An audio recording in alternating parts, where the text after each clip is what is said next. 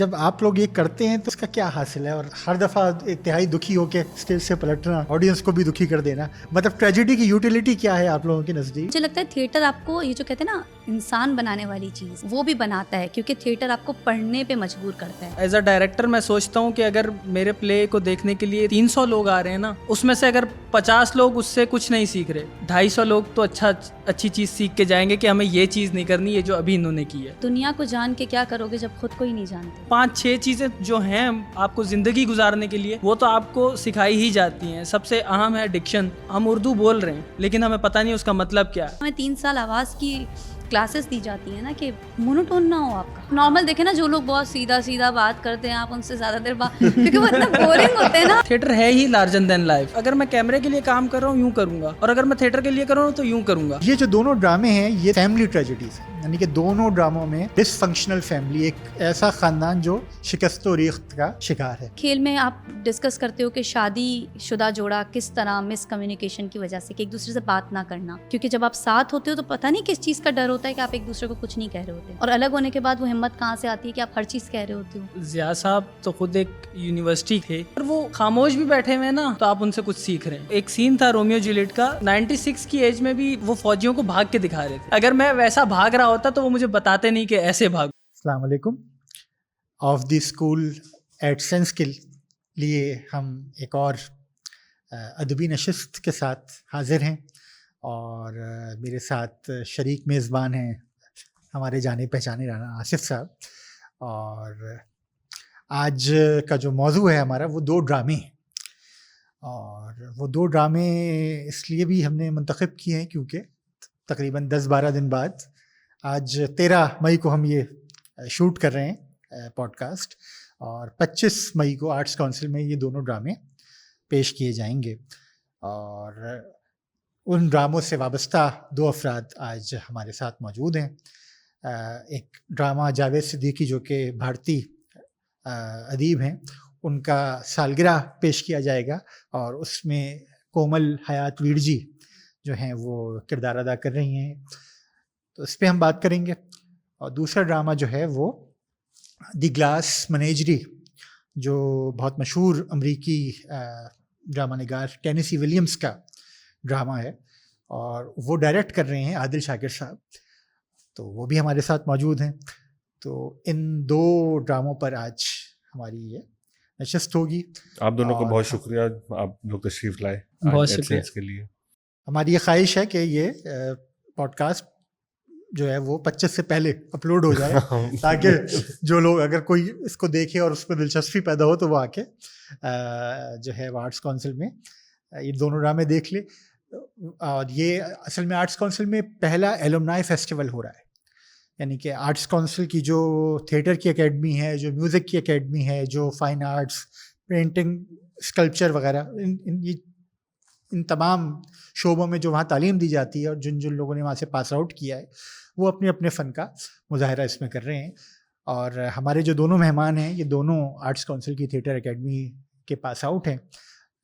2023 2 साल पहले आप लोगों ने ग्रेजुएट किया है, और वहाँ जो कराची के नामवर थिएटर आर्टिस्ट हैं उन्होंने हमारे दोनों मेहमानों को थिएटर के मुख्तलिफ पहलू जो हैं वो सिखाए हैं, बताए हैं।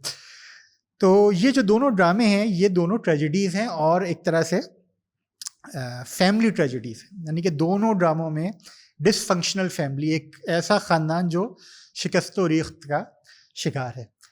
तो सबसे पहले हम बात करते हैं आसिफ साहब, सालगिरह पे बात कर लेते हैं। बात कर लेते हैं, बिल्कुल। तो थोड़ा सा हम पहले जावेद सिद्दीकी साहब का तारुफ हम बता दें।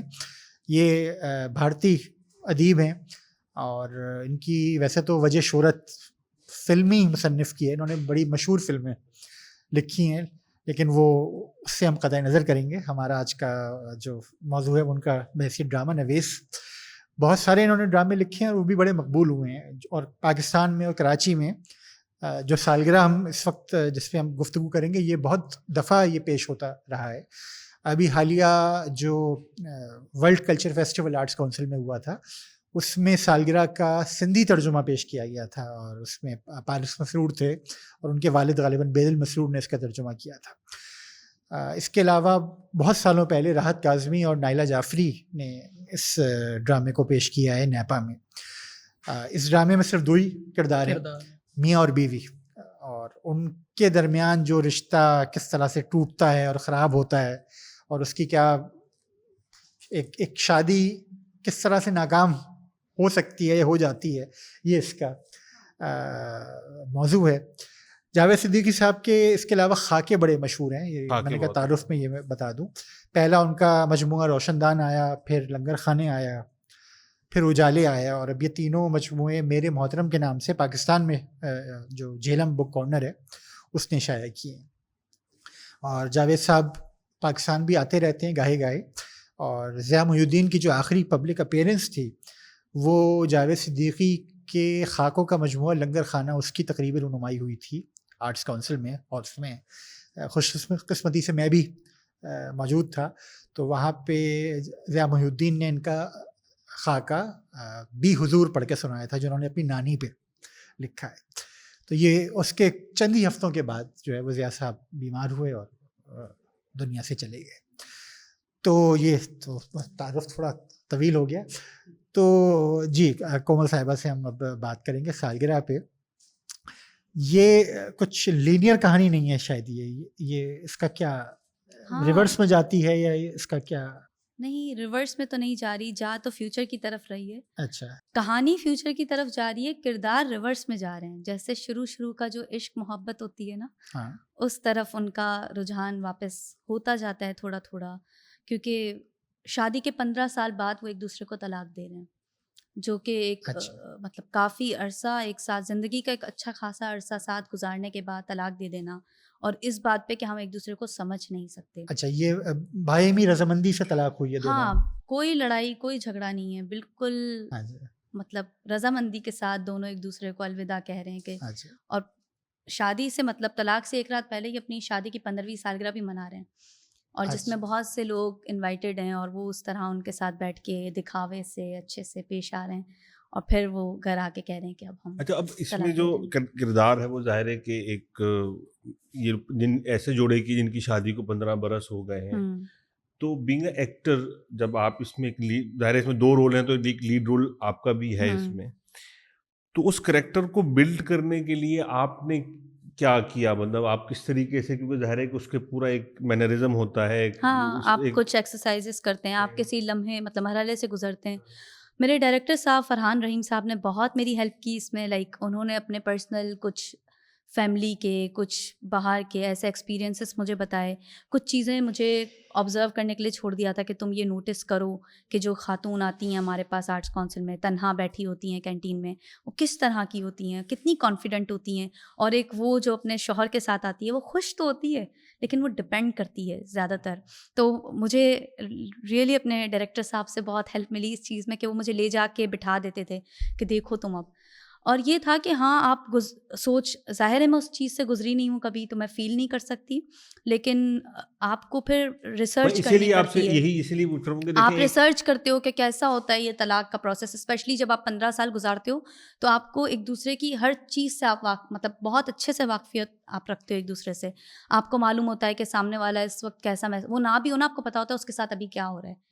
तो अगर इतनी अच्छे से आप एक दूसरे को जानते हो और उसके बाद आप इस बात पे तलाक ले रहे हो कि हम एक दूसरे को समझते नहीं हैं, तो ये थोड़ी चीज़ होती है कि आप, इसमें है ऐसा कि लड़की का किरदार बहुत वल्नरेबल है, वो फील कर रही है, वो बोल रही है उसे लगातार कि जाओ तुम जाओ, लेकिन वो चाहती तो ज़ाहिर है वही है कि वो तो जब खेल देखेंगे तो अंदाज़ा हो जाएगा कि किस तरह। बस यही है कि खेल में आप डिस्कस करते हो कि शादी शुदा जोड़ा किस तरह मिसकम्युनिकेशन की वजह से, कि एक दूसरे से बात ना करना, क्योंकि जब आप साथ होते हो तो पता नहीं किस चीज़ का डर होता है कि आप एक दूसरे को कुछ नहीं कह रहे होते, और अलग होने के बाद वो हिम्मत कहाँ से आती है कि आप हर चीज़ कह रहे होते हो। तो वो अगर थोड़ा है कि डिस्कस किया जा रहा है खेल के अंदर। अच्छा, इस लेकिन हवाले ड्रामे से में तलाक के बाद की भी कहानी है, मतलब तलाक तो पहले सीन में हो गई। जी, उसके बाद फिर कहानी ही कहानी है, क्योंकि अब तो फिर बच्चे हैं ना बीच में, 2 बच्चे हैं, अच्छा, लेकिन वो एक स्टेज 10 पे नहीं साल आते। की, एक 14 साल की, जब अच्छा, तलाक हो रहा है। तो अब जब बच्चा 14 और 10 साल का है, तो इनके स्कूल की मीटिंग, इनकी चीज़ें, बच्चों के खर्चे, ज़ाहिर है मैं तो तुम्हारे साथ रहती थी, तुमने मुझे कहीं जाने नहीं दिया, अब मैं तुम्हारे हवाले हूँ, तुम मुझे संभालोगे, मेरी जिम्मेदारी ख़त्म हो गई, बच्चों की तो तुम ही संभालोगे। तो वो है कि मिलने आना, बच्चों के लिए चीज़ें करना, सब कुछ करना। उसके बावजूद भी वो जो मर्द को, मतलब मैं तो अपने पर्सपेक्टिव से कहूँगी कि हाँ, मर्द को गिला होता है ना कि तुमने मेरी ज़िंदगी में मुझे कभी मौका नहीं दिया, तुमने मेरे साथ बुरा किया। तो हाँ, मैं बुरी हूँ, काम करो, अपने जिम्मेदारी निभाओ। तो इस तरह का वो है। अब मेरा ख्याल है कि हम डायरेक्टर जो है हमारे, इनको भी इंक्लूड कर देते हैं, और दोनों ड्रामों की हम जो डिस्कशन है उसको पैरेलली चलाते हैं। तो दूसरा ड्रामे पे भी आप जब तक इस दूसरे ड्रामे का जो राइटर का थोड़ा सा मुख्तसर तारुफ हम बताते हैं। ये टॉमस लेनियर विलियम्स नाम है, जो अपने कलमी नाम टेनेसी विलियम्स के नाम से मशहूर व मारूफ हैं। और ये पिछली सदी में अमेरिका ने जो 3-4 सबसे बड़े ड्रामा निगार पैदा किए हैं, उनमें टेनेसी विलियम्स का नाम आता है। और ये जो ड्रामा जिस पे आज हम गुफ्तगू करेंगे, द ग्लास मेनेजरी, ये एक तरह से पहला सबसे मकबूल ड्रामा था, यानी कि जिस ड्रामे ने इनको शोहरत दी, पूरे अमेरिका में शोहरत दे दी। ब्रॉडवे पे जो ड्रामा इनका गया, वरना से पहले ये तकरीबन 7-8 साल पहले से ड्रामे लिख रहे थे, लेकिन इस ड्रामे ने इनको ब्रेक थ्रू दिया। और उसके बाद से ये जो इनके 4-5 सबसे मशहूर, सबसे बड़े ड्रामे जो माने जाते हैं, उनमें से इसको एक शुमार किया जाता है। इनका एक और बहुत मशहूर ड्रामा है, वो है आई स्ट्रीट कार नेम्ड डिज़ायर। और जो लोग फिल्म से और golden era 50s, 60s, 70s की फिल्म से दिलचस्पी रखते हैं, उनको ये शायद ये पता हो कि मार्लन ब्रैंडो का जो ब्रेक थ्रू है वो इस ड्रामे से हुआ है। पहले मार्लन ब्रैंडो ने यही ड्रामा स्टेज पे किया और उसमें बहुत दाद समेटी, और फिर इसी ड्रामे को फिल्म पे किया में एलिया काजन बहुत बड़ा डायरेक्टर थे वहाँ के, उन्होंने डायरेक्ट किया और उसमें दोबारा मार्लन ब्रैंडो ने मरकज़ी किरदार अदा किया। तो ये जो लोग ब्रैंडो को पसंद करते हैं, गॉडफादर उनको अगर थोड़ा सा पीछे हम ले जाएं, तो ये इसमें ब्रैंडो के कैरियर में, जो फिल्मी करियर है, उसमें टेनेसी विलियम्स का बड़ा हाथ है। और बहुत सारी इनकी और ड्रामों पे भी फिल्में बनी हैं। एक जो है cat on a hot tin roof, एक इनका मशहूर ड्रामा है जिसमें पॉल न्यूमैन और एलिजाबेथ टेलर इन्होंने अदाकारी की फिल्म में। फिर द नाइट ऑफ इग्वाना है और रोज टैटू है।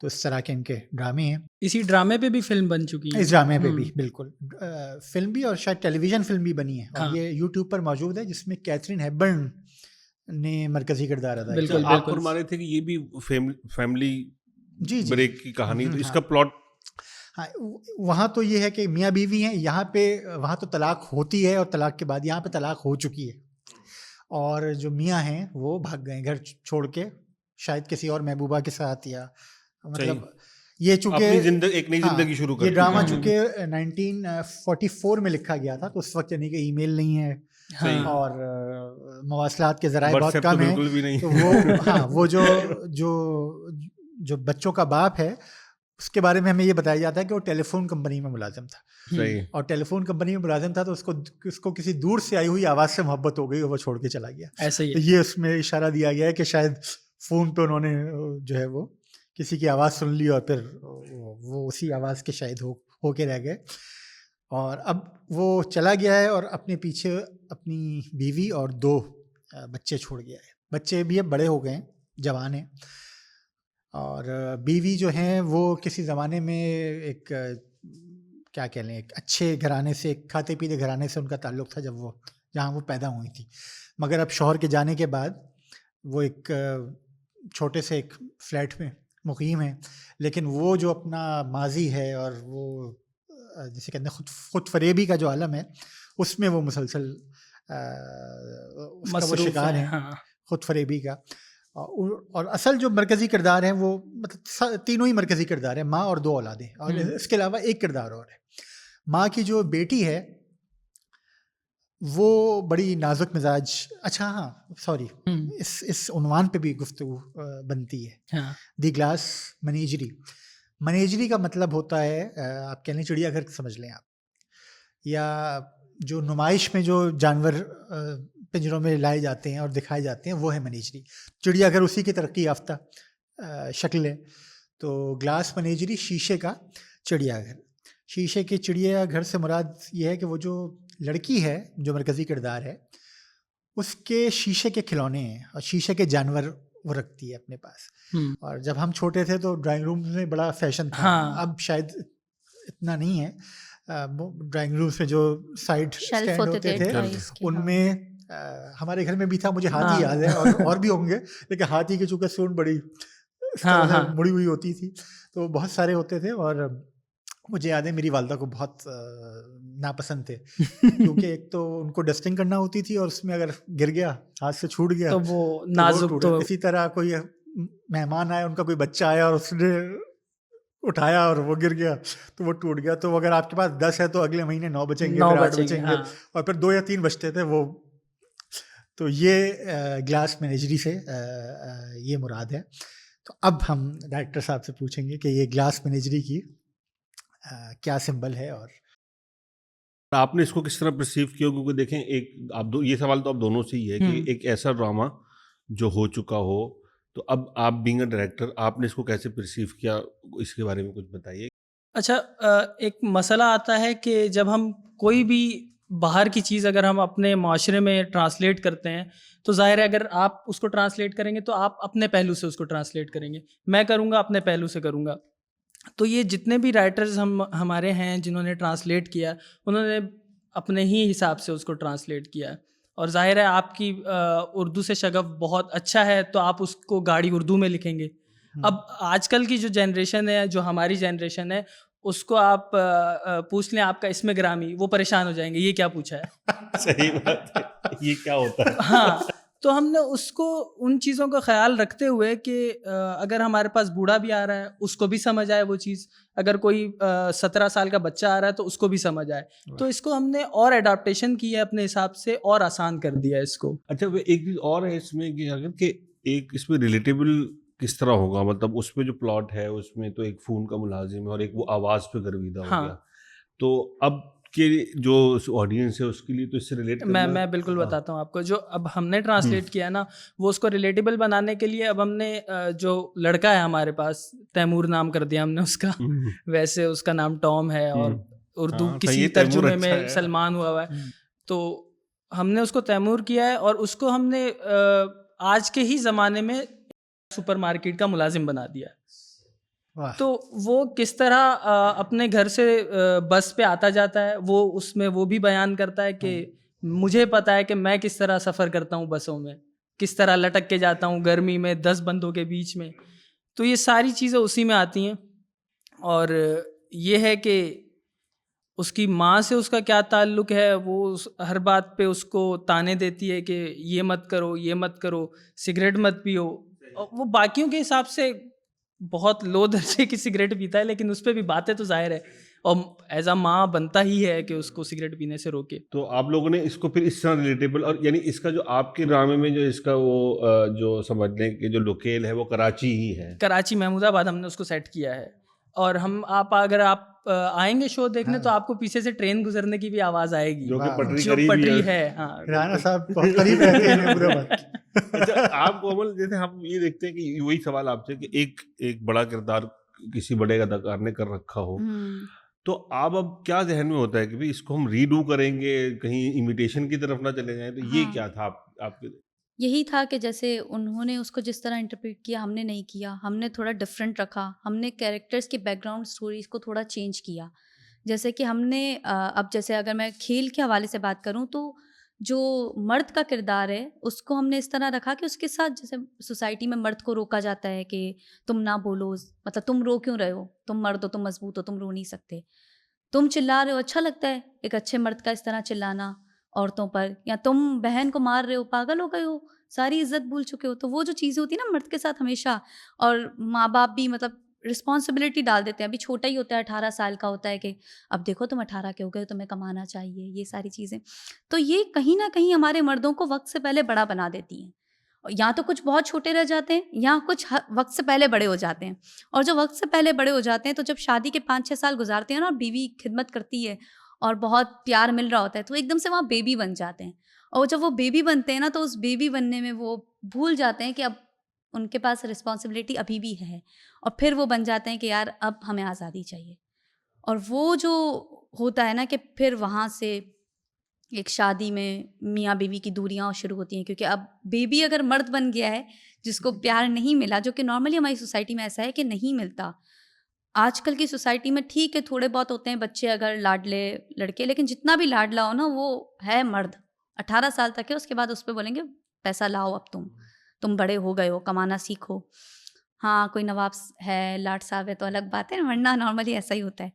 तो ये चीज़ होती है। ग्रेजुएशन के बाद 22 साल, ग्रेजुएशन के 21 बाद 22 कहते हैं साल, कि हाँ। हाँ तुमने इतना पढ़ाई पे खर्चा हाँ, किया है, हाँ। तब तुम बल्कि वो बात इनकी कॉमन की ठीक है कि मोस्टली हमारे यहाँ जो हमारा बहुत लोअर मिडिल क्लास सबका, उसमें तो मतलब जैसे ही बच्चा मैट्रिक किया उसने तो उसके जहन में बहरहाल वालिदैन या घर का कोई बड़ा उसको ये याद जरूर दिलाना शुरू हाँ कर कि तुम देता है अब कि बड़े अब हो गए आपने हो। जिम्मेदार बनना और है। अगर वो ग्रेजुएशन कर भी लेता है तो माँ बाप अक्सर कुछ अच्छे जैसे पढ़े लिखे पेरेंट्स होते हैं तो ये कहते हैं कि अब तुम अपना खर्चा उठाना उठा लो। सीखो, अब तुम अपनी शॉपिंग खुद से करना सीखो, गर्लफ्रेंड को गिफ्ट देना है तो खुद से देना सीखो।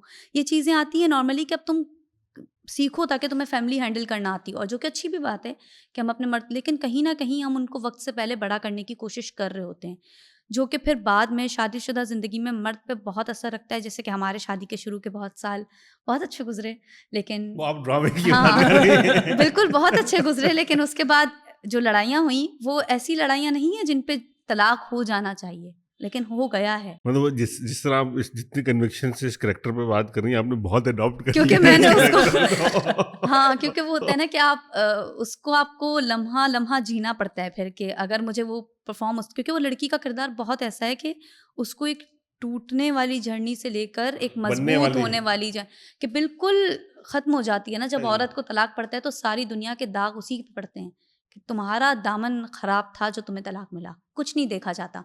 लेकिन उसके बाद फिर सोसाइटी के आगे, बच्चों के आगे स्पेशली, कि अभी मर्द घर से बाहर निकला, बच्चे उसके पास हैं, उनको तो मुस्कुराता चेहरा ही दिखाना है। तो वो लम्हा होता है ना कि आंसू रोक के गले में ये जो यहाँ जलन फील हो आपको, और आप बच्चों को बोलो नहीं सब ठीक है, पापा काम से गए हुए हैं बाहर, वो चीज़ होती है ना कि वो आपको हैंडल करना पड़ता है फिर। तो उस जर्नी का इस लड़की के साथ बहुत जुड़ा हुआ है कि एक वक्त आता है वो बन जाती है, वो शौहर को देखती है, बोलती है मुझे फ़र्क नहीं पड़ता, तुम रहो अब जैसे भी हो। लेकिन फ़र्क हमेशा पड़ता है, चाहे मर्द हो या औरत हो, फ़र्क पड़ ही रहा होता है, क्योंकि आपने वक्त गुजारा है 15 साल, आप उसकी खुशबू से वाकिफ़ हैं। और खुशबू एक ऐसी चीज़ होती है ना जो आपको कभी कहीं किसी भी जगह पे आपको महसूस भी हो जाए ना, तो आप बोलते हो यार ये कोई, आप जानी पहचानी। हाँ आप ढूंढते हो कि, तो वो खुशबू से वाकिफ़ हैं एक दूसरे की, तो वो डिपेंड होना एक दूसरे पे बहुत वो होता है। अच्छा, मैं इनसे हमारे जो डायरेक्टर इनसे ये पूछना चाह रहा था कि अब आपके सामने, जैसे आपने कहा कि आपने इस कहानी को काफ़ी कुछ अडॉप्ट किया है, जी। नीचे रिलेटेबल बनाया है, तो इस प्रोसेस में आप क्या गुरेज करते हैं कि जो पहले काम हुआ है उसको ना देखें, या आप लोग उसको देख भी लेते हैं?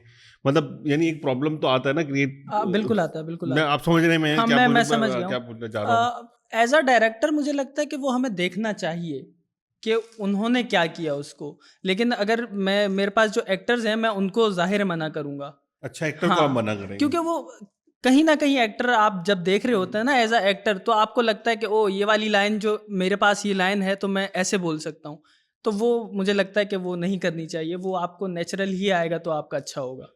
हाँ, लेकिन एज अ डायरेक्टर मुझे लगता है कि मुझे उसकी 2 से 4 प्रोडक्शन तो देखनी चाहिए कि इस डायरेक्टर का इसको क्या था, वो ट्रीटमेंट में उसका देख लूंगी कहानी बिल्कुल, को बिल्कुल, वो बिल्कुल, क्या करता हाँ। है। तो मैं तो वैसे इन लोगों से, इन ड्रामा से हटकर, क्योंकि ज़ाहिर है ये ड्रामाज, बिलाल साहब, एक बड़ी दिलचस्प बात भी है कि ये लोग जिस जनरेशन के लोग हैं, तो ये अपने से बाद वाली यानी ऐसी कहानियां कर रहे हैं जो शायद इनकी बहुत बाद की कहानियां हैं, यानी जो उम्र के बहुत बाद की कहानियां हैं। तो सबसे पहले मेरे ख्याल इन लोगों से तो ये भी पूछना चाहिए कि इन्होंने ये इस इतने डिफरेंट प्रोफेशन का इंतखाब कैसे किया, क्यों किया, थिएटर और मतलब आमतौर पे तो हमारी करियर लिस्ट में तो ये चीज नहीं होती, मतलब नहीं है। और वो भी थिएटर, मतलब हाँ। हमारे यहाँ जो लोग फिल्म और ड्रामा के अदाकार तो बनना चाहते हैं, लेकिन ये थिएटर वाला आप लोग अगर कुछ हमें बताएं कि ये कैसे आप लोगों के जहन में आया। देखें, थिएटर को कहा जाता है कि मदर ऑफ ऑल आर्ट। अच्छा, अगर आपने थिएटर कर लिया ना तो आप बहुत सारी चीज़ें आपको पता भी नहीं होगा, आप इस वक्त बैठे हुए भी अगर थिएटर में बात कर रहे होंगे ना, आप कुछ ना कुछ सीख रहे होंगे।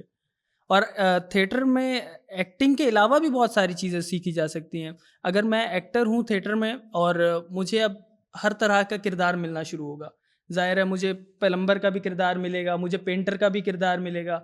तो इस तरह आप एज अ ह्यूमन बीइंग आपको बहुत सारी सोच आपकी बहुत तरफ खुल जाती है। तो वो एक प्लम्बर क्या सोचता है, एक पेंटर क्या सोचता है, एक मैकेनिक क्या सोचता है, वो सारे आप खुद ही सीखते रहते हो चीज़ें। तो यहाँ पे आप आए कैसे, मतलब इंटर के बाद, या थोड़ी सी मैं बताता अगर हूँ। मुख्तसरन हाँ। अगर आप बताना चाहें। इंटर कंप्लीट हुआ, हाँ। उसके मतलब बाद ये तो आपको थिएटर में आने के बाद पता चला ना, हाँ, आप बहुत कुछ सीख सकते हाँ, हैं, हाँ, लेकिन हाँ। थिएटर में आने से पहले आपको मतलब ये कौन सी चीज आपको थिएटर तक लेकर आ गई? सही है। इंटर किया हम लोगों ने, उसके बाद छुट्टियां, वो जो रिजल्ट अवेटेड जी। छुट्टियां हैं, उसमें अब वही वाली बात आ जाएगी कि घर वाले कहते हैं कुछ करो। तो भाई घर वालों ने कहा कुछ करो। अब हम ऐसे ही निकले, दोस्तों के पास गए, यार कोई जॉब हो तो बताना। अब दोस्त की खाला ज़ाहिर प्रोडक्शन में थी, अच्छा। तो उन्होंने कहा चलो यार मैं बात करता हूँ, वो काम कर लोगे आप, बैक स्टेज क्या है। तो मुझे पता ही नहीं बैक स्टेज होता क्या है। सही। मैंने बोला हाँ काम तो काम है, काम कर लेंगे। हाँ। अब जाहिर है जब वो हम लोग करना शुरू हुए, एक ड्रामा आया था 2019 में, नाच न जाने, अनवर मकसूद साहब का, जी जी। यासिर हुसैन ने उसमें जी, मरकजी आंगन किरदार टेढ़ा किया। का बिल्कुल आंगन टेढ़ा बिल्कुल का वो थिएटर एक रीमेक adaptation। था। बिल्कुल हाँ। बिल्कुल। तो उसमें मैं बैक स्टेज पे था, अच्छा। और ऐसे ही दो तीन लोग और हैं जो अभी भी मेरे साथ ग्रेजुएट हुए हैं, वो भी उसी में थे। अच्छा, वाह। तो जब हम बैक स्टेज से हम लोग देखते थे ना, छोटी छोटी जगहों से कि आगे क्या हो रहा है, स्टेज पे क्या हाँ। हो रहा है, वो कुछ एक जुमला दे रहे हैं, सारी ऑडियंस 420 लोग बैठे हुए हैं आपके सामने, वो आपके लिए क्लैप कर रहे हैं। इनका बहुत आपने 420 गलत बोल दिया। जाहिर है उससे ज्यादा भी होते हैं, उससे कम भी होते हैं। वो 405। अनवर साहब के ड्रामे का असर है ना। हाँ, लेकिन ये भी बड़ी मजे की बात है कि नाच न जाने से शुरू करके द क्लास मैनेजरी पे आ गए हैं। हाँ ये तो जौक बुलंद हुआ है ना। ये नहीं बिल्कुल, कह रहा मैं बिल्कुल। हाँ, जो पीटीवी का जो ड्रामा है आंगन टेढ़ा, वो तो क्लासिक है। बिल्कुल लेकिन बिल्कुल। मेरा ख्याल है जब वो थिएटर वगैरह पे प्रेजेंट जिस तरह से होती है इस किस्म की चीजें, वो शायद वो बदल जाती हैं। हाँ। उतना मयारी नहीं है। अच्छा उस वक्त तक मैंने वो जो पीटीवी का ड्रामा वो देखा भी नहीं था। अच्छा। हाँ, अच्छा। तो वो पीटीवी का ड्रामा मैंने उस प्रोडक्शन के बाद देखा। ओह। तो वो एक तो फिर इस चीज के उसके बाद फिर आप स्टेज के बैक स्टेज से आप फ्रंट स्टेज फ्रंट पे, स्टेज पर बस उसके बाद यही हो गया था कि भाई वहां आना है। सही सही। और घर वालों की तरफ से कोई रेजिस्टेंस या कोई हुई या नहीं हुई? ऐसा कुछ था नहीं, लेकिन कभी कभी जाहिर है वो अब्बू वाली बात आती है कि क्या कर रहे हो, कुछ तो अच्छी हमेशा चीज करो। क्योंकि हमारे पास उसका वो नहीं है, फ्यूचर कुछ इतना खास नहीं है अभी तक। हाँ, फ्यूचर भी नहीं है, लेकिन और माशरे का एक मतलब अच्छा एक खासा अच्छा तबका मुझे जो है ऐसा वो लगता इसको। है हाँ। लोगों ने ना ऐसा सोच लिया है कि यहाँ पर फ्यूचर नहीं है। अगर आप थोड़ा भी मतलब थोड़ी भी अगर आपके अंदर होशियार मतलब थोड़ी भी होशियारी हो ना, तो मुझे लगता है आप इधर रहते हुए भी अच्छा खासा अर्न भी कर सकते हैं, और अपने दिल के सारे मतलब जितने भी अरमान है ना सब पूरे कर सकते हैं यहाँ पर। अच्छा, हाँ। आपका भी तो सफर है। हाँ, मुझे आपको तो बहुत- थिएटर में मतलब मैं कहती हूँ कोरोना ने अगर किसी पे नुकसान किया तो मुझ पे तो बहुत फ़ायदा किया कि मुझे मतलब मैं बिल्कुल प्रिपेयर कर रही थी अपने एमकेट के लिए, और अचानक कोविड आया, सब बंद, थिएटर खुला हुआ है। अच्छा। शॉर्ट कोर्स का ना वो चल रहा था, स्क्रॉल कर रही थी, अचानक से आया तो मैंने कहा मैं चली जाती हूँ शॉर्ट कोर्स करने। मीसम साहब होते थे उस वक्त, मीसम नकवी साहब, तो उन्होंने मुझे कहा कि 3 महीने तुमने कर लिया है, जो भी परवरिश डायरेक्ट कर रहे जी हैं। उन्होंने कहा 3 महीने मज़ीद कर लो। मैंने कहा ठीक है मैं 3 महीने मज़ीद कर लेती हूँ। जब मैंने 3 महीने मज़ीद किए तो मुझे इतना मज़ा आया, मैंने कहा मतलब मैं क्यों जाके मतलब मेरे लिए ऐसा है कि मुझे ऐसा लगता था कि अगर मैं पूरी ज़िंदगी कफ़न पहन के ही घूमूँ तो क्या फ़ायदा, मैं रंगों में क्यों ना जीऊँ। थिएटर ने मुझे वो मतलब होता है ना कि आपकी थेरेपी है थिएटर। आप थिएटर में जब होते हो आप किरदार, कहते हैं ना कि थिएटर वालों को पढ़ना है, आर्ट्स वालों को पढ़ना नहीं पड़ता। आर्ट्स वाले सबसे ज़्यादा पढ़ते हैं। इंसान को पढ़ना क्या कोई आसान बात है? आप दिन रात पढ़ रहे होते हो उनको, कितने कैरेक्टर्स आप परफॉर्म करते हो, तो आप देखते हो उनको। जैसे अभी आपने कहा कि किस तरह आपने किया, मेरा क्या लेना देना एक तलाक याफ्ता औरत से, लेकिन मुझे अब पढ़ना पड़ा और अब एहसास हो रहा है कि यार ये जो तलाक होती है, हम बड़े खुश हो रहे होते हैं कि यार कभी कभी किसी की होती है, हम बोलते हैं हाँ यार अच्छा है, जान या छोटी। उनके अंदर क्या गुजर रहा होता है ये तो हम कभी नहीं जान पाते। कितने बड़े सेलिब्रिटी क्यों ना हो, बच्चे तो उनके भी हैं, पर्सनल ज़िंदगी उनकी भी है, वो पब्लिक फिगर हैं, लेकिन क्या उनकी पर्सनल ज़िंदगी नहीं है? यकीनन है। तो वो चीज़ें जानना, फिर कभी आप किसी का भी किरदार कर रहे होते हो, हमारी सोसाइटी में जिस तरह निचले तबके के लोग हैं या कुछ ऐसे लोग हैं जिनको बहुत निगलेक्ट किया जाता है, गंदा माना जाता है, जैसे जमादार हो गया, घर में आई हुई मासी हो गई, मेड को हम बहुत कुछ लोग ऐसे होते हैं कि इनके साथ बैठ के खाना, इनके, लेकिन जब वो किरदार करो ना और वो फील करो कि यार इनको कैसा फील होता होगा, तो मुझे लगता है थिएटर आपको ये जो कहते हैं ना इंसान बनाने वाली चीज़, वो भी बनाता है, क्योंकि थिएटर आपको पढ़ने पे मजबूर करता है। और सबसे बड़ी चीज़ मुझे लगता है कि इंसान को पढ़ना ही है, उसके अंदर क्या चल रहा है उसको जानना है।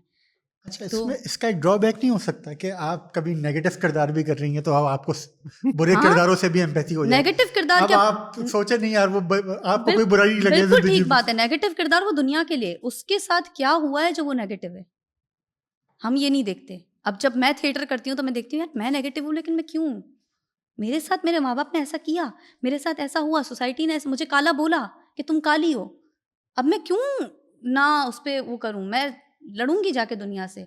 मुझे दुनिया ने, हम नेगेटिव किरदार को नेगेटिव मानते हैं, उसके पीछे क्या क्या हुआ वो कभी नहीं जानते, ना टीवी हमें कभी शो करती है। हम जब किरदार कर रहे होते हैं, ठीक है मैं नेगेटिव लगूं दुनिया को, मेरे साथ गलत हुआ है, मैं तो ठीक हूँ ना अपनी जगह। वो होता है ना कि हाँ। आप अपने किरदार में बिल्कुल ठीक हो। अब जैसे जब मैं नेगेटिव करूंगी मैं बिल्कुल ठीक हूँ, मेरे लिए दुनिया ऐसी है क्योंकि मुझे ट्रीट किया। आपकी कोई भी चीज़ ऐसी नहीं होती जो आपके खुद से आ गई हो, आप सब एक जैसे होते हो। नहीं तो जब आप नेगेटिव किरदार कर रही होती हैं तो हम्म। जब आप डिटैच होती है तो आप उसी किरदार को काबिल नफरत नहीं समझ रही होती। डिटैच होने के बाद कुछ टाइम तक तो मेरे वो किरदार, जैसे मैंने कसूरवार किया था तो मुझे बना दिया था उसमें ज्यूरर 10, और वो किरदार ऐसा था जिसको शौहर ने भी बुरा सलूक किया, बच्चे जो उसके साथ काम करते थे उसके गैराज पे वो चोरियां करके चले जाते थे, तो उसको नफरत हो गई थी बच्चों से, मर्दों से। वो ऐसी थी कि बस मर्द देखा बच्चा देखा गाली, ये तो बुरे हैं। तो वो ऐसा किरदार था कि मेरे अंदर ऐसे बस गया था कि जब मैं निकली उसके मतलब करके 3-4 महीने हुए थे, उसके बाद जब मैं बाहर आई और नॉर्मल ज़िंदगी में, तो मुझे एकदम से ऐसा हो रहा था कि बैठे बैठे रश, कि मैंने कहा ये मैं क्या कर रही हूँ, ये मैं नहीं हूँ। और एकदम से आपको होता है ना कि नहीं मैं नॉर्मल होना है, टाइम लगता है, तो वो निकलने में आपको थोड़ा सा टाइम लगता है। लेकिन हाँ, जब आप बाहर से ऑडियंस से बैठ के देखो, हाँ वो गलत है कि आप अपनी पर्सनल बुराइयां दुनिया पे क्यों इस्तेमाल कर रहे हो। अच्छा, इसमें एक चीज़ और मैं बिलाल साहब इन दोनों से पूछना चाहूँगा कि हम अगर गौर करें तो जिस तरह का संजीदा थिएटर आप लोग कर रहे हैं, तो ये सिर्फ इंटरटेनमेंट नहीं है, मतलब इसका करने वाले का, डायरेक्टर का, इवन आने वाले का भी जो मकसद है वो महज तफरीह नहीं है जिसको हम आम माने में इस्तेमाल करते हैं। तो ये जो चीज़ है आप लोगों के बैक ऑफ माइंड में भी है कि हम जो काम कर रहे हैं ये महज तफरीह नहीं है, बल्कि ये कुछ न कुछ लोगों को मीनिंगफुल देने का नाम है। और क्या ये आपकी किरदारों के इंतखाब में या काम के इंतखाब में भी ये चीज़ आपके बैक ऑफ माइंड में होती है? अगर हाँ बिल्कुल, जैसे आपने कहा ना कि तफरीह, हम तो इसे कभी इंटरटेनमेंट तो है, हाँ, मतलब हम वो मतलब जिस जैसे आम माने तफरीह में, की अगर हाँ। बात की जाए ना, तो मुझे ऐसा लगता है कि हमेशा जब मोहल्ले में झगड़ा होता है तब सब निकल के मजा हाँ, ले रहे हाँ, होते हैं। वो भी एक तफरीह है। हम जो समझते हैं ना कि कॉमेडी से मजा आएगा, हम्म, जब उनको अपनी जात की चीजें दिखाई जाएंगी ना स्टेज पे, तुम भी घर में ऐसे ही लड़ते हो ना चुपके कमरे में, तो उनको अंदर अंदर जो तफरीह वो होती है ना, वो होता है ना कि बाहर की लड़ाई देखने में मजा आता है। तो वो तफरीह, ट्रेजेडी में अक्सर ऑडियंस बहुत हंस रही होती है। अक्सर ऐसा होता है कि जब जैसे दरिया की बेटी जब मैं करी थी, वो बहुत इमोशनल सीन था मेरा, मैं बिल्कुल परफॉर्म कर रही हूँ और ऑडियंस हंसना शुरू हो गई। तो उस मौके पे ना हमने रिहर्सल्स में कभी सोचा था कि ऑडियंस हंसेगी, ना हमने कभी, मतलब मेरे किरदार ने या मेरे साथ जो पार्टनर थे उन्होंने कभी नहीं सोचा था, को एक्टर ने, कि इस तरह का कुछ होगा। लेकिन ऑडियंस हंसना शुरू हो गई क्योंकि वो इस तरह का हमने वो दिखाया था ना कि लम्हा जब नहीं है खाने को कुछ भी, लेकिन प्यार है, कुछ भी नहीं है लेकिन प्यार है, तो ऑडियंस एकदम से रिलेट करती है कि हाँ जब कुछ भी नहीं होता ना तो रह ही प्यार जाता है आपके पास।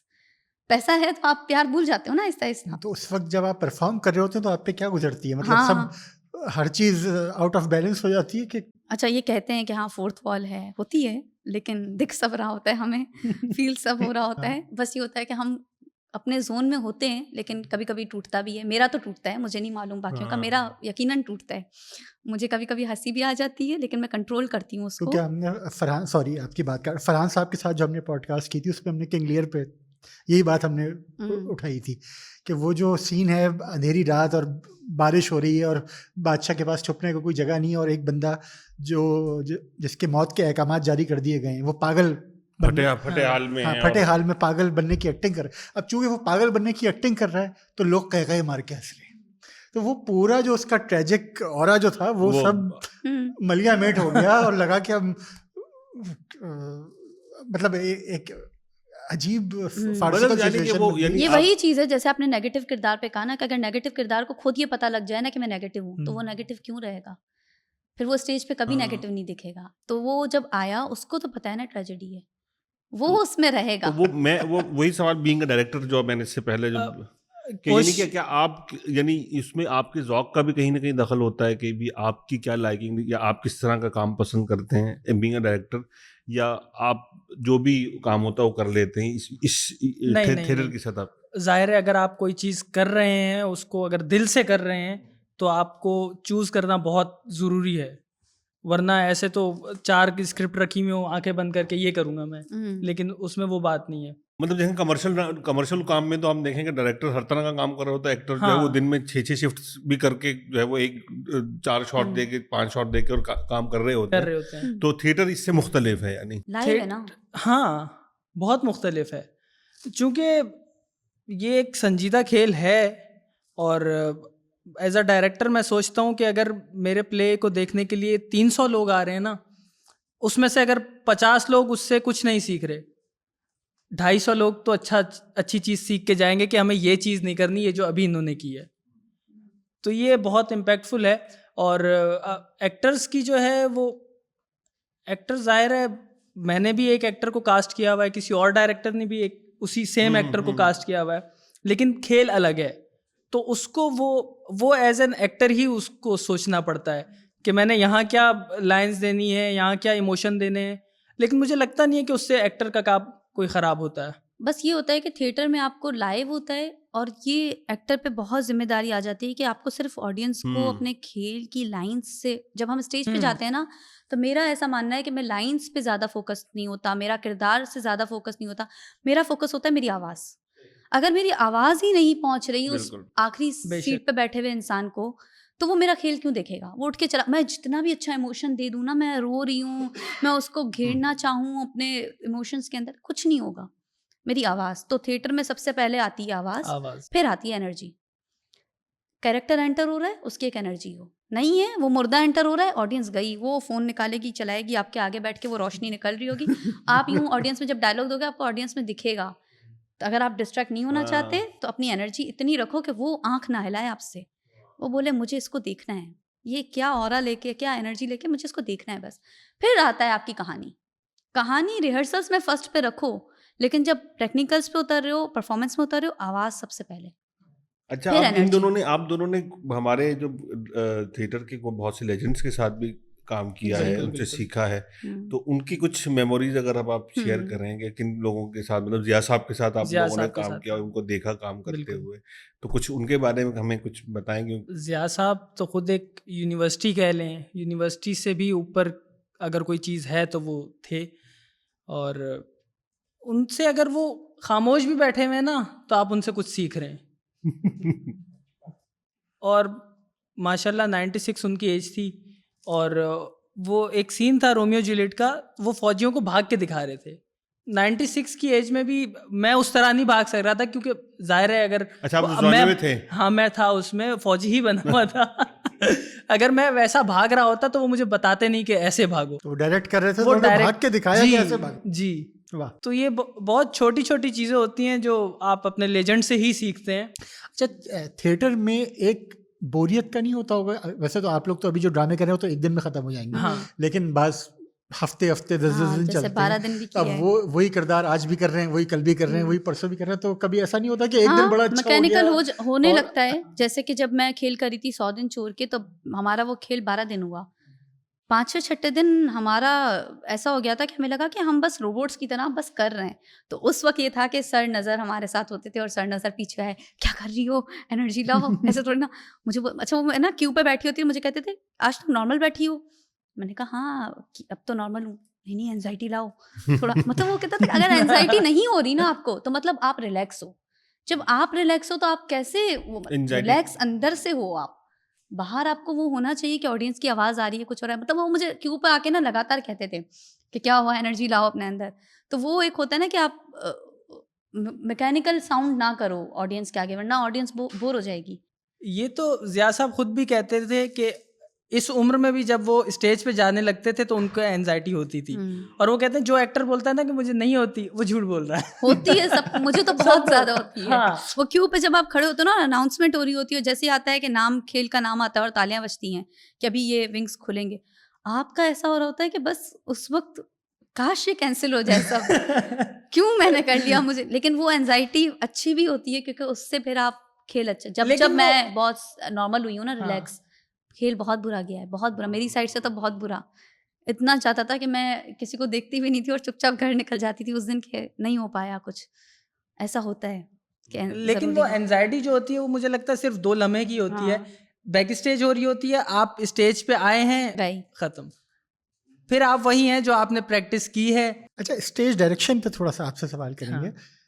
फिल्म या टीवी का जो डायरेक्टर होता है, तो वो तो जो चीज जो मैं भी वही देखूंगा, ये भी वही देखेंगे कि जो वो दिखाएंगे दिखा। लेकिन स्टेज तो इतना बड़ा है, अब मैं इधर बैठा हूँ किसी दिन मैं इधर बैठा हूँ, तो मेरा एंगल भी डिफरेंट है मेरा। तो वो स्टेज की जब डायरेक्शन दी जाती है तो क्या मतलब उसके पीछे क्या फिलॉसफी होती है कि देखें, स्टेज का एक रूल है 45।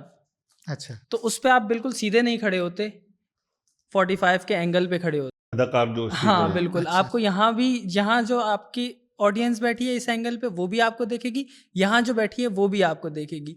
जहाँ मैं यूं हुआ ना, वो एज अ एक्टर में मेरा फेलियर है, तो इस बात का बड़ा हमें ध्यान रखना पड़ता है। और एज अ डायरेक्टर है ना, डिफरेंट है, मतलब आप देखें डिफरेंट प्रैक्टिशनर्स हैं, उन्होंने अपनी अपनी बात रखी है। कुछ तो कहते हैं कि लाइट को मुंह पे रख के करो ताकि पता लगे कि थिएटर है, जैसे कहता है कि लाइट को रखो ताकि पता लगे थिएटर है। कुछ कहते हैं रियलिज्म पे जाओ, कुछ पता ना लगे, ऐसा लगे कि बस चल रहा है। सबकी अपनी अपनी है, आप जिसको फॉलो करो। अच्छा, टीवी और फिल्म जो है वो कोई इंटेंस सीन है तो क्लोजअप दिखा दिया। हाँ। अब थिएटर में तो ये है ही दिखा सकते हैं ना, कैसे दिखाएं? लाइट से रखें, लाइट को नीचे, यहाँ नीचे से रखें तो आपका सीन इंटेंस, लाइट्स के जरिए, कलर्स के जरिए। लेकिन जो फेशियल एक्सप्रेशन है वो तो नहीं आएंगे इतनी दूर तक लोगों को। फेशियल एक्सप्रेशन जो टीवी और फिल्म हाँ, जितने जाने होते हैं उतने चले जाते हैं, बाकी एग्जैजरेटेड होता है। वैसे ही थिएटर तो आपको अपने बॉडी से, या बस अगर आप होता है ना कि मोशन रोक के एक जगह बैठ जाओ तो भी एक काफ़ी, जैसे आप जब अक्सर हम घर में लेट पहुंचते हैं तो अब्बा जी गुस्सा बैठे होते हैं, क्या वो हमें दिखा रहे होते हैं अपना चेहरा? हम तो उनका चेहरा देखने की हिम्मत ही नहीं रख रहे होते, तो वो एक बस बैठे होते हैं स्टिल पोजीशन में। वो स्टिल पोजीशन जो होती है, हमें लगता है नॉर्मल लाइफ में थिएटर होता है, वो है ना कि ये दुनिया पूरा एक स्टेज है, तो वो अब्बा बस बैठे होते हैं सीधा, ऐनक लगी हुई है, चुपचाप बैठे हुए फ़ोन देख रहे हैं, आप उनका एक्सप्रेशन नहीं देख रहे, लेकिन उनकी मूवमेंट से आपको पता लग रहा है कि वो मामला ऐसा है कि सामने नहीं जाना है अभी।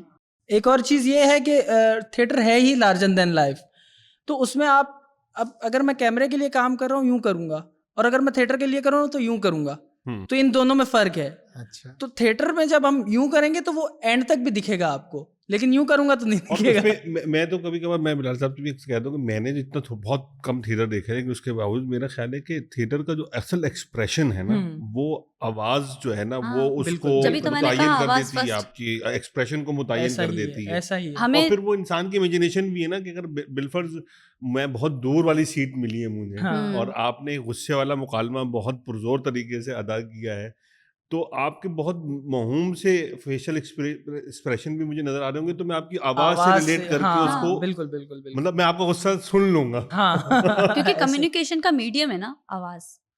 आप मैसेजेस में देखें, अक्सर आप बात करें आपकी लड़ाई हो जाएगी, लेकिन वहीं आवाज शामिल होगी तो, क्योंकि हम मैसेज कर रहे हैं, वो पढ़ किसी और उसमें रहे, हम लिख किसी और, टोन ऐड कर रहा है, टोन अपना सोच रहे हैं कि अच्छा मुझे इस टोन में कहा, अब मैं ये, लेकिन आवाज जब बिल्कुल ठीक हो, तभी तो हमें 3 साल आवाज की क्लासेस दी जाती है ना, कि मोनोटोन ना हो आपका। अगर एक ही अंदाज में बोलोगे तो सामने वाले को कैसे पता लगेगा यार ये क्या कहना चाह रहे हैं। और गुस्सा आ रहा है तो गुस्सा 2 मिनट बाद वो बोर होके चला भी जाएगा। आप नॉर्मल देखें ना, जो लोग बहुत सीधा सीधा बात करते हैं, आप उनसे ज्यादा देर बात, क्योंकि वो इतना बोरिंग होते हैं ना, आप बोलते हैं मैं इससे क्या बात करूं, इतना बोरिंग, मतलब थोड़ी देर में बोलते हैं बस मैं जाऊं, एक आपकी बॉडी बनने लगती है कि उठने वाली, कि बस मैं निकल जाऊं यहाँ से। अब कंक्लूजन से पहले एक सवाल बस ये करना है, ये दोनों ड्रामे में ट्रेजेडी है बिल्कुल, और ग्लास मेनेजरी तो मैंने पढ़ा हुआ है, बहुत ही मतलब दुखी कर देने वाला ड्रामा है जब ये खत्म होता है। ऐसा ही है। तो जब आप लोग ये करते हैं तो मतलब इसका क्या हासिल है, और हर दफ़ा एक इंतहाई दुखी होके स्टेज से पलटना, और ऑडियंस को भी दुखी कर देना, मतलब अच्छा। ट्रेजेडी की यूटिलिटी क्या है आप लोगों के नज़दीक? हाँ ये बहुत है। और क्योंकि क्लासिकल उसमें तो ट्रेजेडी जो थी वो कैथारसिस का जरिया थी। अब इस ड्रामों में अगर अल्लाह का शुक्र है मेरे घर में या मेरी फैमिली वालदैन में तलाक नहीं हुई, तो मेरे लिए तो कैथारसिस हाँ, नहीं है। हाँ। अगर हम सालगिरह की बात करें, या मेरे वालिद मेरी वालदा को छोड़ के नहीं चले गए किसी और के साथ और मेरी बहन का रिश्ता नहीं हो पा रहा, तो ये मतलब दुखी कर देने के अलावा क्या हासिल होगा आपका ड्रामा देखकर? अब दोनों के जो ड्रामा हाँ। जैसे एक बात है कि तलाक नहीं हुई हाँ। किसी की, जाहिर है जितने भी लोग देखने आए होंगे मियाँ बीवी जो साथ में, तो उनकी तो तलाक नहीं हुई होगी, लेकिन ये तलाक के बारे में है ही नहीं। सालगिरह जब सुनते हैं तो कहते हैं तलाक, वो तलाक हुई क्यों, उसके पीछे के रीजंस क्या थे, वो भी शायद आपको हाईलाइट ना हो इतने अच्छे से, लेकिन उसके बाद की जो कहानी है ना, वो अगर पहले हो जाए तो क्या ही बात हो, कि अगर जो देखने आ रहा है उसको ये फील होगा कि हाँ यार ये चीज़ तो हमारे घर, मतलब हर सीन, मुझे लगता है हर सीन उनको फील होगा ये हमारे घर में हुआ है, लेकिन यहाँ हमने ऐसे बिहेव किया बिल्कुल ऐसे ही जैसे अभी ये कर रहा है, और औरत ने ऐसे ही बिहेव किया जैसे अभी ये कर रही है। उस औरत जज्बाती, मर्द को बात बताना नहीं आती, किस तरह समझाना चाहिए उसको नहीं आता, औरत जज्बाती होती है, जल्दी बोलो जो मैं सुनना चाहती हूँ बोल दो, और मर्द को कभी बोलना नहीं आता जो औरत सुनना चाहती है। तो वो जो चीज़ होती है ना कि आपका एक मिसकम्युनिकेशन रहती है, एक गैप बना रहता है, वो जब ऑडियंस देखेगी, और हाँ हम एक सरप्राइज़ है कि शायद ऑडियंस जब उठे तो आंसू के साथ वो मुस्कुराहट लेके उठे, हो सकता है। यानी वो जो पैराडॉक्स उसकी इस ड्रामा के नाम में ही है कि क्योंकि सालगिरह सालगिरह है ना। और उसके बाद एक रहती। आप क्या कुछ? मेरा यही है कि इसमें अगर आप पूरा खेल देखेंगे तो उसमें आप जाहिर है दुख नहीं लेके जाएंगे। अच्छा। आपको मिलेगा दुख, आपको एक ना कुछ होगा कि यार ये इसके साथ गलत हो गया, लेकिन उसमें बहुत सारी चीज़ें हैं कि अगर उस लड़के की माँ से लड़ाई हो रही है, मेरी अपनी माँ से लड़ाई नहीं है, मेरी बहन से लड़ाई हो सकती है, और अगर मेरी नहीं है तो मेरी बहन के घर में ऐसा हो रहा होगा, तो मैं कहीं ना कहीं उसको समझा सकता हूँ। सही। तो ये सारी चीज़ें, और वो कहते हैं ना कि टेंशन हो रहा हो तो किससे बांट लो, कम हो जाता हाँ। है। अब यहाँ यही होगा कि जिन जिन के घर में टेंशन होंगे इस तरह के, वो जब देखेंगे अरे बांट रहे हैं ना, तो वो कम होके ही जाएगा वापस। अच्छा, अब कंक्लूजन से मैंने बिलाल साहब आपकी इजाज़त से मैं एक सिर्फ क्योंकि हम एक स्कूल में हैं और एक तालीमी इदारा है और हमारे यहाँ बच्चे पढ़ते हैं, तो कम्युनिकेशन, कॉन्फिडेंस और चीज लाइफ को देखने का मुख्तलिफ पर्सपेक्टिव, ये जाहिर है कि बहुत अहम होते हैं ज़िंदगी में आगे बढ़ने के लिए। तो बीइंग यंगस्टर आप लोग खुद भी, तो आप क्या सजेस्ट करेंगे कि भाई ये थिएटर देखना, समझना, ये इन चीज़ों में अपनी कम्युनिकेशन को बेहतर करने में, अपनी अंडरस्टैंडिंग ऑफ लाइफ बेहतर करने के लिए एक हमारे एक बिल्कुल टीनेजर के लिए कितना मददगार हो सकता है? मेरे हिसाब से तो अगर आपके पास मैट्रिक के बाद जो हमें 5 महीने का गैप आता है, मैं कहता हूँ उसमें आप शॉर्ट कोर्स तो करें ही करें। इसका थिएटर का या बिल्कुल बिल्कुल, मुझे लगता है थिएटर में अगर आप करेंगे तो आप ऑल ओवर 5-6 चीज़ें जो हैं आपको ज़िंदगी गुजारने के लिए, वो तो आपको सिखाई ही जाती हैं। सबसे अहम है डिक्शन। हम उर्दू बोल रहे हैं लेकिन हमें पता नहीं उसका मतलब क्या है।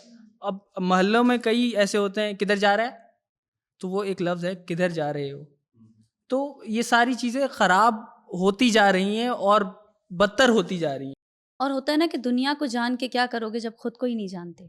अब थिएटर तुम्हें खुद से अवेयर कर देगा कि आप खुद क्या हो, अंदर आपके है। सच बताऊं, मैं जब गई थी, मैं बहुत, कहते हैं ना कि मुझे बोलना नहीं आता था, मुझे समझती थी मैं बहुत अच्छा हूँ, मेरे मतलब मैं बहुत अच्छी, मैं हर चीज़ कर सकती हूँ, लेकिन जब वहाँ पहुँची तो मुझे मालूम हुआ कि मैं तो खुद को ही नहीं जानती। तो जब एक्सरसाइजेज हुई मेरे साथ, शॉर्ट कोर्स में ही हो गई थी, और जब मुझे मालूम हुआ ना कि यार मेरे अंदर कितना लोचा चल रहा है हमारे अंदर बहुत, तो ऐसा था कि मेरे अंदर बहुत चीज़ें थी जो होती है ना, नेगेटिव सोचना, नेगेटिविटी होती है हर इंसान के अंदर, ऐसा नहीं होता हम बहुत पॉजिटिव हैं, सबके अंदर नेगेटिविटी होती है। वो सिर्फ हम अपने हिसाब से निकालते हैं, जो पसंद है उस पर नहीं निकालेंगे, जो ना पसंद है उस पर निकालेंगे। फिर आप समझते हो कि यार नहीं, जाने दो, आप खुद को देखो, इस चीज़ में तुम्हारी भी गलती हो सकती है।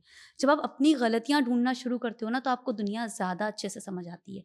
तो जो 5 महीने का कहा ना कि अब बड़ी ज़िंदगी में जा रहे हैं, ग्रेजुएशन से पहले या उसके बाद भी, तो ये थिएटर ना भी करो, देखना भी थेरेपी है। और जिसने थिएटर देखा है ना, मुझे लिटरली मेरी फैमिली ने कभी नहीं देखा था, लेकिन जब देखा वो टीवी देखना पसंद नहीं करते, वो कहते हैं थिएटर प्ले कब लग रहा है, कब, और उनको ऐसे ऐसे प्लेस भी पसंद आ रहे होते हैं जो मैं कभी ना देखूं। उनको पसंद, क्योंकि आम आवाम अब हम क्या सोचते हैं कि हमने तो थिएटर पढ़ लिया है, हम उस हवाले से सोच रहे हैं, लेकिन ऑडियंस को वाकई पसंद आ रही होती है चीज़ें स्टेज पे लाइव। सबसे बड़ी बात, लाइंस कैसे याद करते हो? हमारे लिए तो नॉर्मल है, अगर हम ये नहीं कर सकते तो हम क्या ही खुद को एक्टर बोले। वो कहते तुम लोग लाइंस कैसे याद करते हो? तो वो ना मुझे होता है कि देखना भी थेरेपी है उसको। ये तो कॉमन सवाल हो गया, आप स्टेज से निकलेंगे, सर आपने इतनी लाइंस कैसे याद लाइंस की? के 300-400 लाइंस आपने कैसे? अब जैसे 2 किरदार हैं खेल में, 1 घंटे का खेल, भी बहुत है। अब हमें ना बैक स्टेज जाके सांस लेने का मौका मिल रहा है, और ये मेरा पहला खेल ऐसा है जिसमें 2 किरदार हैं। लिटरली मेरी एनर्जी ऐसी होती है, एक रन थ्रू के बाद मैं कहती हूँ मैं 4-4 5-5 किया करती थी, मैं एक नहीं कर पाती।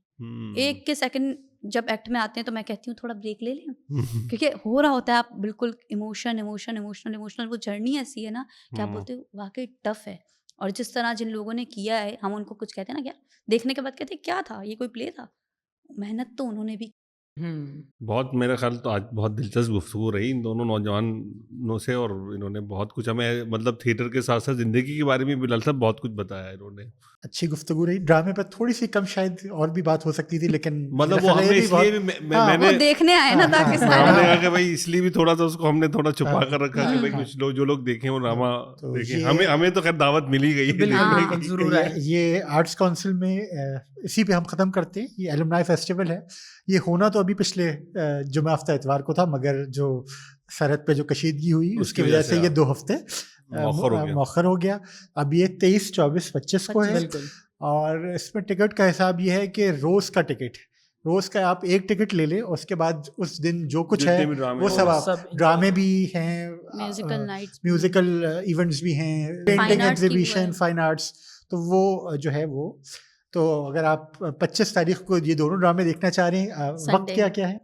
4 और 7 बजे। 4 बजे और 7 बजे, तो एक टिकट में आपको दोनों जो है वो। बिल्कुल। अच्छा, अगर आप तीनों दिन का टिकट एक साथ लेते हैं तो आपको 500 का डिस्काउंट भी है। तो बहुत शुक्रिया आप दोनों का शुक्रिया। बहुत शुक्रिया। बहुत शुक्रिया।